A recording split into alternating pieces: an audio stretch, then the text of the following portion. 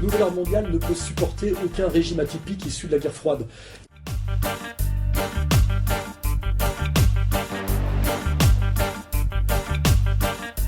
Bien l'Algérie, c'est beau, hein? Le régime algérien, à mon avis, va être déstabilisé bientôt. Nous verrons que c'est sur le calendrier. Je ne suis pas prophète, mais je dis que le nouvel ordre mondial ne veut pas laisser ce régime-là en place tel qu'il est.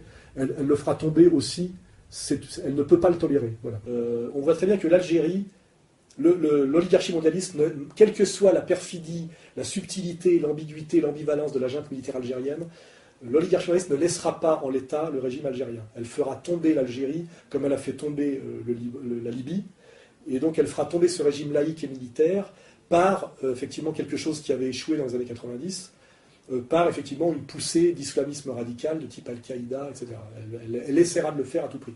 Car effectivement l'Algérie, malgré tous ses défauts, est un pays antisioniste officiel. L'Algérie sera prochainement attaquée, comme a été attaquée, de la même manière qu'a été attaquée la Libye. D'ailleurs, quand il y a eu le colloque de... comment ça s'appelle, cette espèce de truc des pays arabes, là, je sais pas comment ça s'appelle, la Ligue arabe, quand le délégué qatari a dit au délégué algérien, vous êtes les prochains sur la liste. Or, les deux dernières fois que des leaders arabo-musulmans ont été invités en France solennellement, c'était Assad pour un défilé du 14 juillet et Kadhafi, comme vous le savez. C'est ce qu'on appelle le baiser de la mort. Hein. C'est-à-dire que ça veut dire clairement, si un contingent de l'armée algérienne peut défiler au 14 juillet, c'est qu'effectivement, l'Algérie est le prochain pays sur la liste. Hein, puisque à mon avis, ça fait partie des processus pervers et sataniques. Ça passe en général par une invitation française. Hein. Kadhafi, du ciel où il est, et je le salue, peut en témoigner.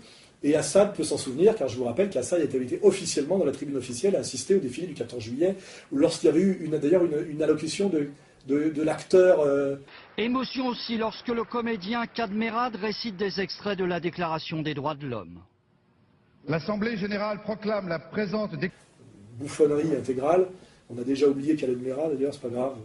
Il a eu son petit moment de gloire. Mais donc, que les Algériens sachent que c'est pour bientôt, car la France, aujourd'hui, qui est la putain de l'Empire, et qui pose de ses lèvres de vieilles putains abjectes le baiser de la mort sur ceux que l'Empire a désignés à la destruction, si un contingent de l'armée algérienne défile, comme c'est possible le 14 juillet, c'est bien la preuve que l'Algérie est le prochain pays sur la liste de la destruction impériale. Nous verrons, à mon avis aussi, Bernard-Henri Lévy se manifester. Attendez, je suis plus que très attaché, je suis inconditionnellement attaché à Israël. Je suis un ami inconditionnel d'Israël. Et c'est à ce titre que je vous dis qu'au contraire, ces printemps arabes, je pense que c'est bon pour Israël. Merde, quand même!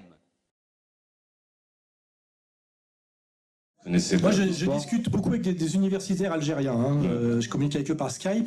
Je vois que l'Algérie est en train de subir aujourd'hui, comme mise au pas idéologique, ce que la France a subi après mai 68 et ce qui s'est passé aux États-Unis dans les années 30. Donc, ce qui est intéressant finalement pour les Algériens aujourd'hui, c'est qu'ils ont l'exemple de la manière dont on soumet un peuple par une fausse idéologie du progrès que nous avons vécu nous à partir des années 70 et les Américains dès les années 30 quand on lit Édouard Bernays. Donc, vous savez très bien comment va fonctionner le piège. Ça s'appuie sur les jeunes, sur les femmes, sur les jeunes, sur la soi-disant liberté qui serait l'idéologie libertaire, sur la transgression, etc.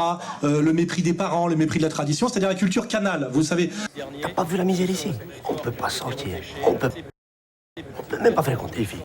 Il n'y a pas de manifestation. Ah non, il n'y a pas place de la République. Les besties. Non. Ah, si t'es pas content, tu fais une manifestation chez toi avec ta femme. Et tu vas voir Oran. C'est magnifique. Des cabarets, des femmes, de la vie, la liberté. Je veux juste faire respecter la loi. Si l'État fait quelque chose, il le prend. Un film qui, je le sais, vous tient particulièrement à cœur. Vous nous faites le pitch, ça sera mieux que si c'est moi.